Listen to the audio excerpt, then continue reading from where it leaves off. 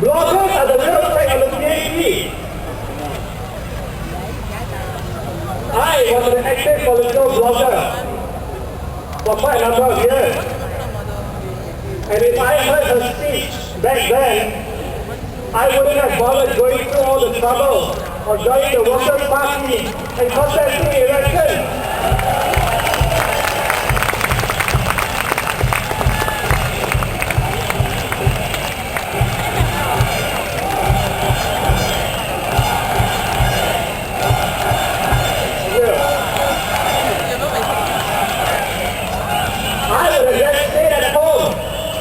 And block the way to real change in Singapore.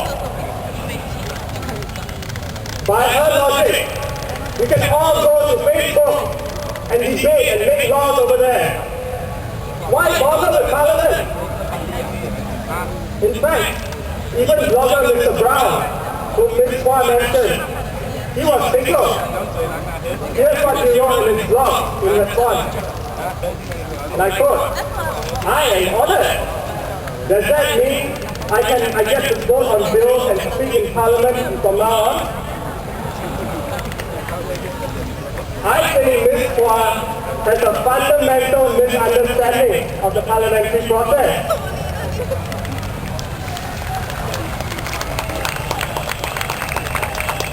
Now, since there's been so much talk about independent voices,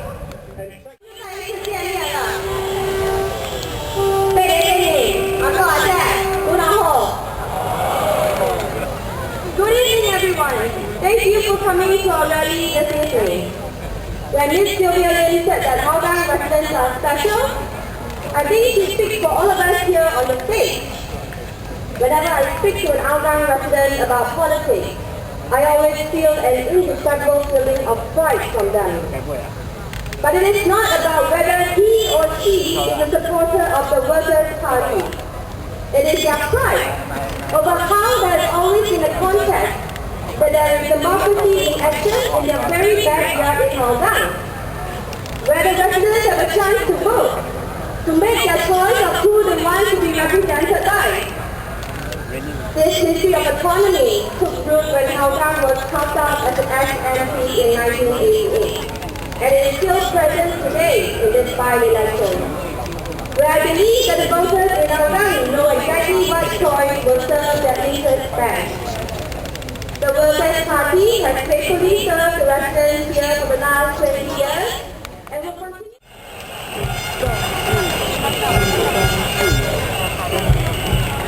Thank you very much, everyone.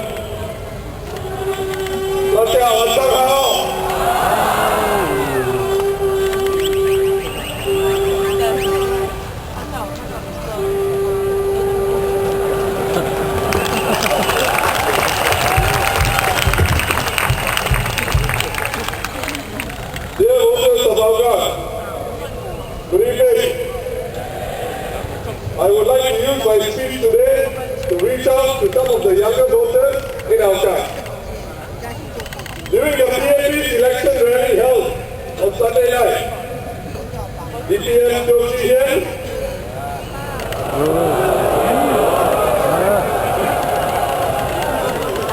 made some self-serving remarks that we need to put into perspective. He said the WP has changed position on a number of issues. But didn't the PAP also change course on their stance on casinos and Formula One and other policies? After Mama Tan was asked to leave the Ministry of National Development after GE 2011, suddenly the PAP was able to ramp up the supply of HDB flats. Even though they could have introduced the policy earlier to keep prices affordable. In DPM's world, only the PAP can change course and change position. When they do it, it's okay. When other political parties do it, sorry, tak boleh.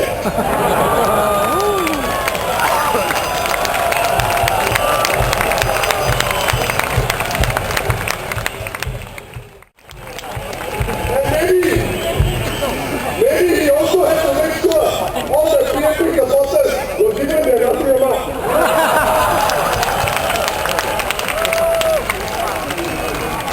By the way,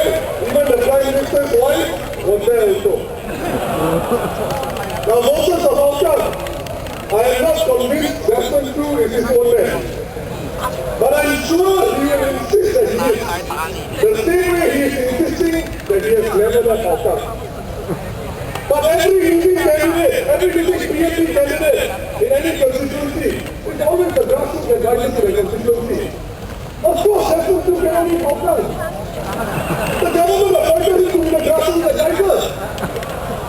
No matter what, he must do Hougang. Okay, so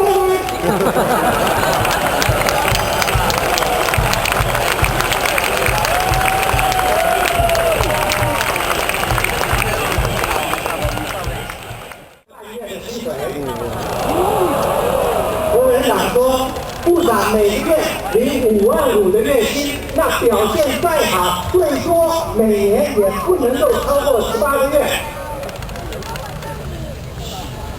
一边是26个半月，一边是18个月，有差吗？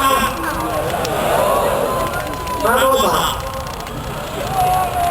这个呢，等于工人党在政府建议的调整以外，要求部长薪资上限每年再减50万块钱，总理薪水每年再减100万块钱。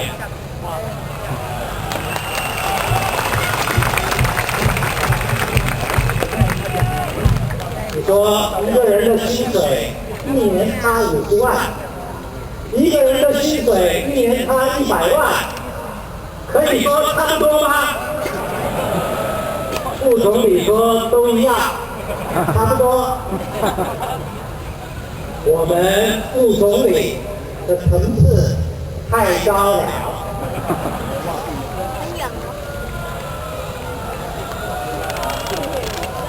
林显龙总理说，无论后港补选的结果如何，对国会来讲都一样，差不多。现在国会里选区议员的席位有87席，反正呢，反对党议员已经占5.7%的席位了。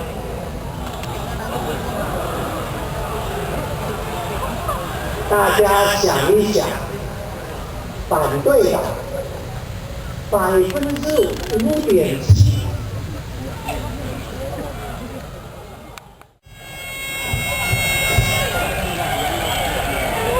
请投方荣发1票。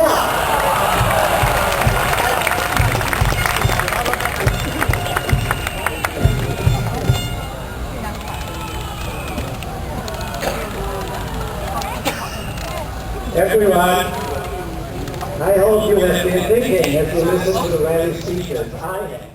The contribution of foreigners to the economic vibrancy of our nation and the need for foreign expertise in certain fields. However, the reason for admitting foreigners into our country should be to enhance the quality of life for Singaporeans. Does that make sense?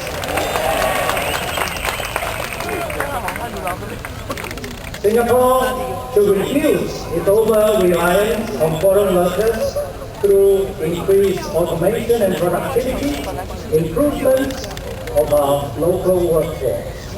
The inflow of the foreign workforce at all skill levels should be calibrated for each industry, taking into account the suitability of Singaporeans for those industries, productivity targets, and sustainability.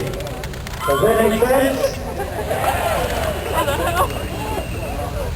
The dependency ratio of quota for foreign manpower should be fine-tuned to the specific industry, rather than broad sectors such as manufacturing or services, to better ascertain and calibrate the need for foreign manpower vis-a-vis employment prospects for Singaporeans. Unquote. Does that make sense? That is what we said in the manifesto. And that is what